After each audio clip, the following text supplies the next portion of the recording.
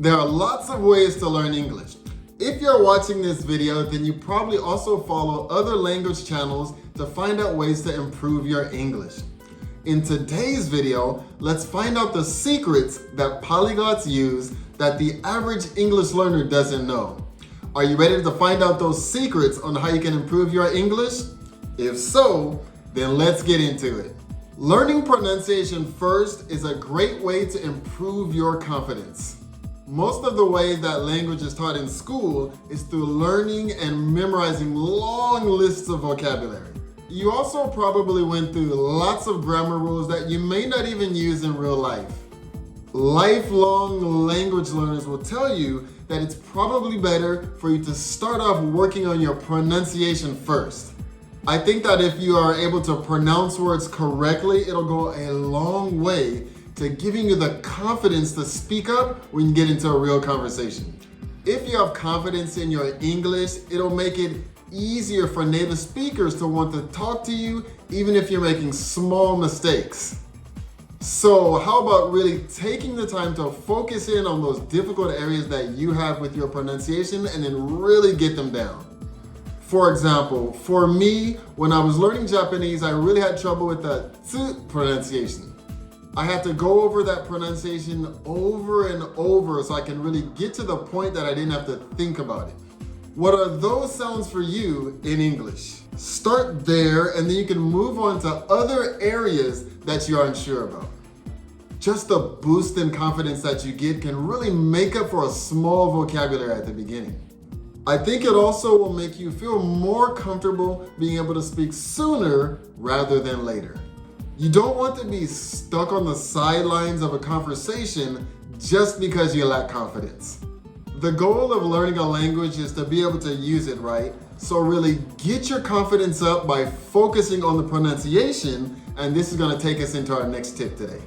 Think about comprehension instead of just knowing all of the grammar rules. Just like in the first tip, I'm sure you also learned lots of grammar when you were a student in school. For school and for test taking, this can be important, but if you're not in school and if you're not necessarily a student that has to worry about those things, the most important part of English is actually being able to use English in a conversation by being able to understand what the person that you're speaking to is saying. Instead of just focusing on grammar rules, how about focusing on understanding the message that the other person is trying to get across, and then you can slowly let all of the grammar come to you little by little as you improve at English. If you're not always focusing in on the grammar, it's actually going to be a lot easier for you to pick up on words and how they're being used.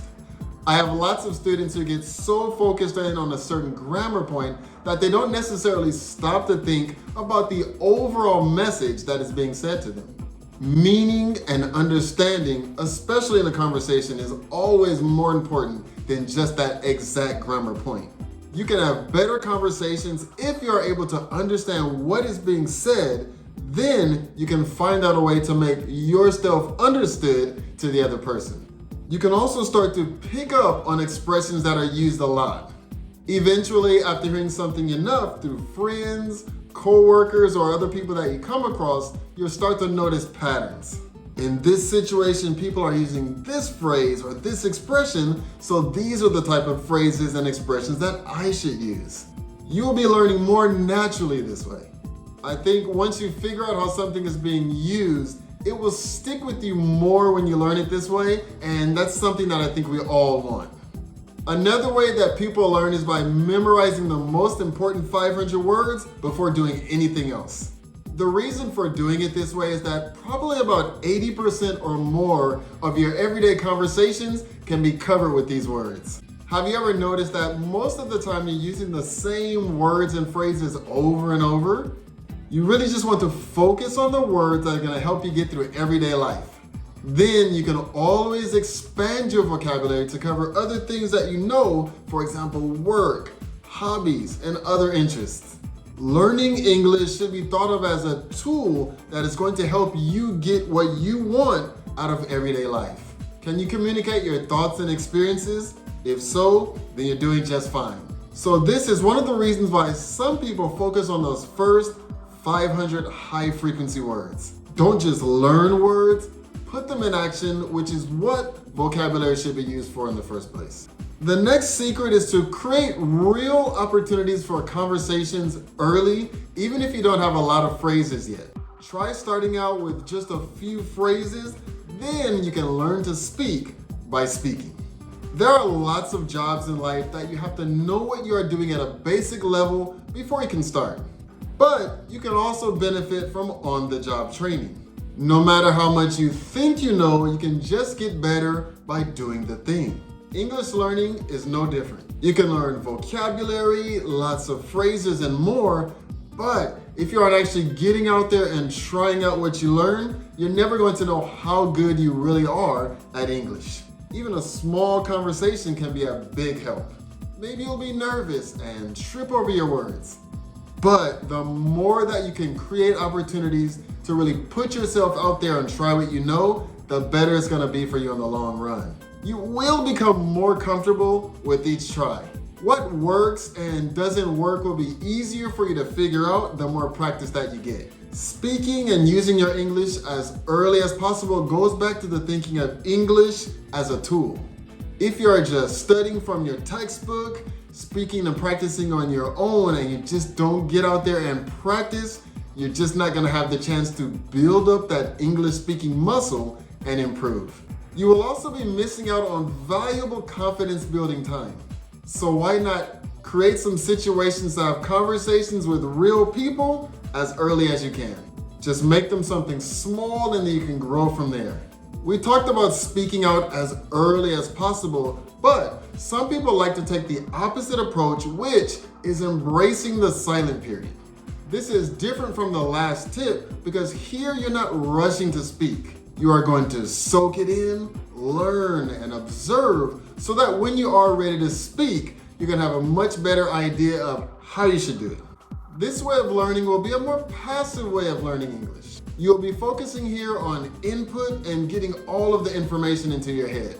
When you are ready, that's when you're going to start focusing on output. If you think this style sounds better, then maybe you just need to get more comfortable with English sounds, intonations, and the rhythm first before you start speaking. This style is similar to how babies learn. At the beginning, babies just observe and figure out what's happening around them. You won't be talking as much, but everything else that goes into learning English should be absorbed at this time. You will still be immersed in an English language environment, you just won't be taking that next step of speaking until you're ready. Embracing this silent period is a way for you to focus on how words are used. Focus on the tone of your voice, your body language, and improving your overall pronunciation. Since you aren't rushing, you'll be learning at your own pace with the understanding that you'll be ready when it's your time. Take the time to get the nuances down and get to speaking when you're comfortable. Culture is a big part of learning a language. Knowing the different cultural references behind the language is just as important as learning the language itself. I think that you will stick to English learning when it becomes a part of your identity.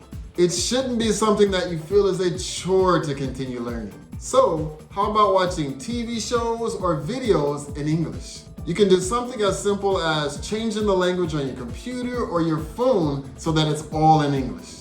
If you are learning US English, maybe you can take the time to watch videos on the US. If you can meet people that speak English or have similar hobbies to you, then you'll have a real world reason to continue learning English. So just make it as easy as possible to create an English learning environment.